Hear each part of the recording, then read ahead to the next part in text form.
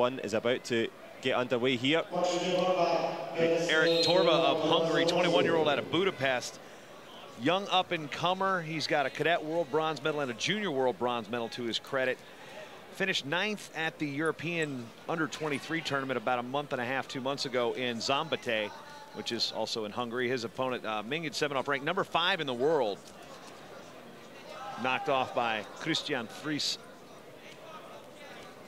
Scratch that. He was beaten by Angelov in the semifinals. Fries beat our other bronze medalist that we'll see at the next weight class. But yeah, 26-year-old from Krasnoyarsk is Mingid Semenov, European champion, world silver medalist 2014, back in Tashkent.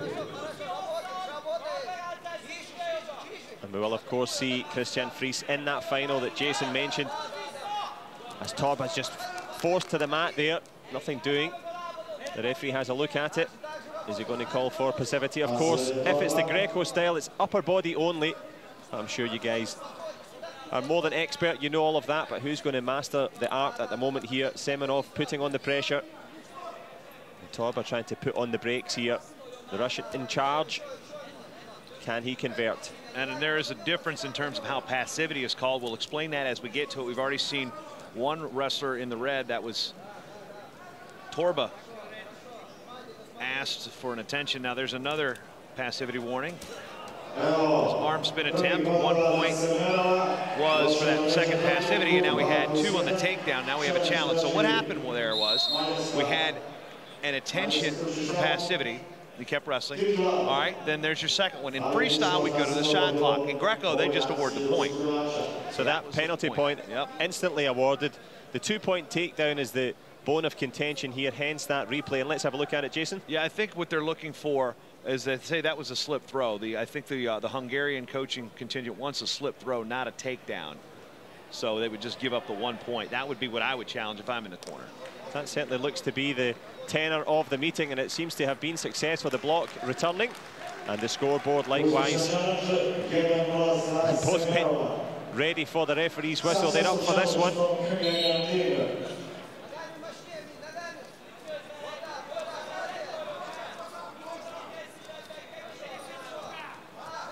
Just rutting and battling away here. Semenov digging that shoulder in underneath the chin of Torba, trying to use that physicality. Got a reasonable hold now. Yeah, what you'll see in Greco is a lot of this. You'll see a lot of shoulder, like basically like you're pummeling. It's just getting in that position. A lot of underhook, obviously a lot of underhooks, a lot of ties. You see a lot of different techniques that they're available for freestyle, but a lot of things that you can block with the legs. Now here in Greco, they open up, like, you know, reverse lifts and things. You can just hook with the leg. In freestyle, you're not going anywhere. Greco, you do that, that's caution too. Can't do that. It's not allowed, and I think there was another caution there. The left hand of the referee raised, so could be getting tied up here. Torba in a little bit of trouble as we reach into the last stages of this opening period here. Semenov, you mentioned that physicality, barging in with the shoulder. Both men really grappling hard for this. A tight one in the opening period.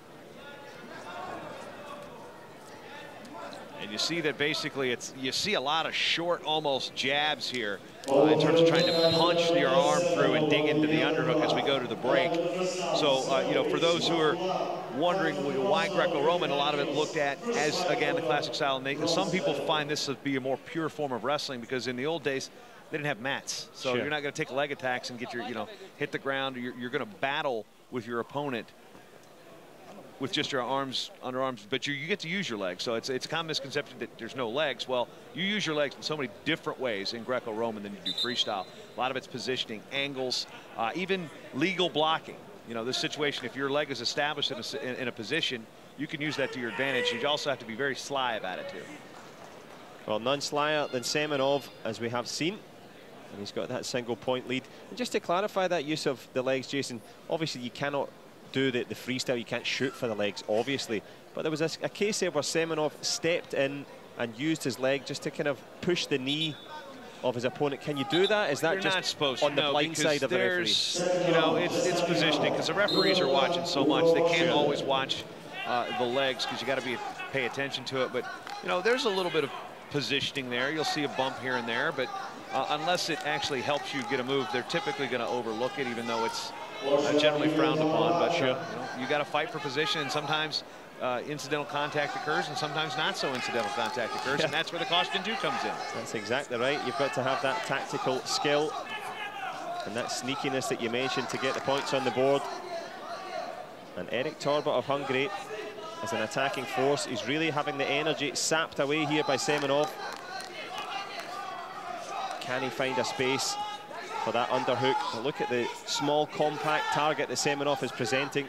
Arms locked down by his side. The referee's having a look at this. And there's that extra point.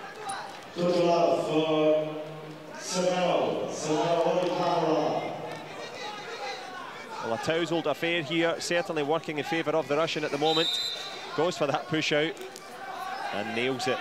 Keeping it simple is Semenov.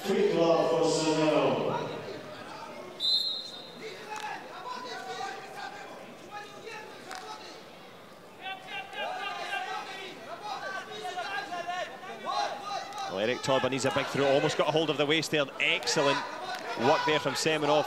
Flirted with the edges of the mat. Yeah, mat awareness is very crucial here in Greco because points are, again, at a premium. Well, the coach just let me clear my throat. Just stay very cool with that. DJ cool. I like it.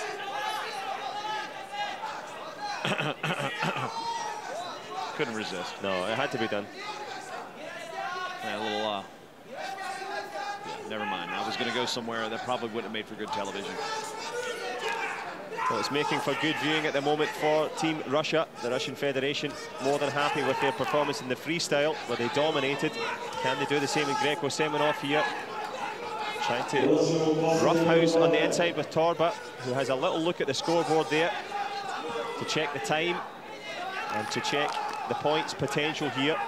There was a passivity warning there offered against Semenov, confirmed by the judge. So one more will net a point for Torba, but Torba's really got to work these positions here because Semenov has not made any mistakes in this bout. He's stayed there in the center. He's presented himself, and that's the key. He's kept his head up, and those are the things that are going to get you the calls. And now he's kind of skating a little bit, little body lock, throws it by. Nice two-point takedown as he throws it by. Good counter wrestling there here with 20 seconds to go in the second period for Mingyan Semenov out of Krasnoyarsk, Russian Federation.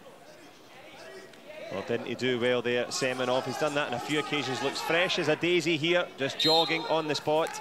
That athleticism, the ability to, as you say, control the mat, that awareness matched with the athleticism and strength. He's been head to head, he's been pushing and shoving, but when it came to it, it was the balletic footwork slipped away, and it has slipped away from Torba here with another two-point takedown. Well, your slip was correct. It was a slip throw, no two there, but one tick to go, and first bronze will go to Mother Russia. Mingyan Semenov, well, more than merited that bronze medal. Made it look quite simple in the end. Erik Torba was involved, but couldn't quite